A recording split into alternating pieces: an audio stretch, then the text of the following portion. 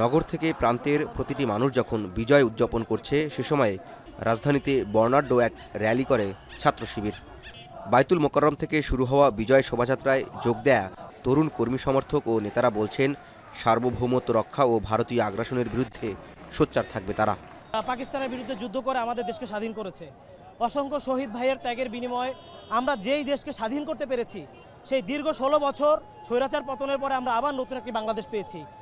আমি শেখ হাসিনার নেতৃত্বে বাংলাদেশের মানুষের উপরে ভারতের শাসন চাপিয়ে দেওয়া হয়। আমরা চাই এমন একটি দেশ যেখানে মত প্রকাশের স্বাধীনতা থাকবে।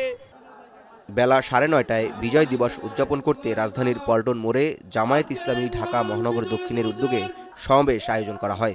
বর্ণিল সাজের এই সমাবেশে রং বেরঙের banner, festoon, cap, T shirt পরে হাজির হন নেতাকর্মীরা। সমাবেশে প্রধান অতিথির বক্তব্য রাখেন জামায়াতের আমির ডাক্তার শফিকুর রহমান। বলেন, অভ্যুত্থান পরবর্তী জন আকাঙ্ক্ষাকে প্রাধান্য দিয়েই নতুন বাংলাদেশ গড়তে হবে। আওয়ামী লীগ স্বাধীনতাকে ছিনতাই করে মানুষের অধিকার হরণ করেছিল।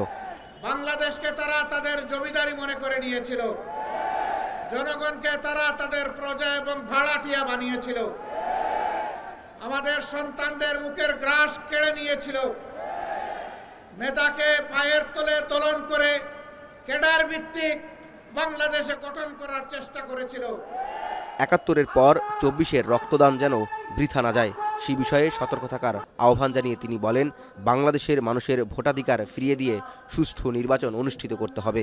সংস্কার বা নির্বাচনে শিথিলতা বরদাস্ত করা হবে না বলেও হুঁশিয়ারি দেন তিনি। 15.5 বছরে কিছু আবর্জনা, কিছু জঞ্জাল তৈরি হয়েছে, সেই জঞ্জাল পরিষ্কার করতে হবে। নির্বাচনের সুষ্ঠু পরিবেশ নিশ্চিত করতে হবে।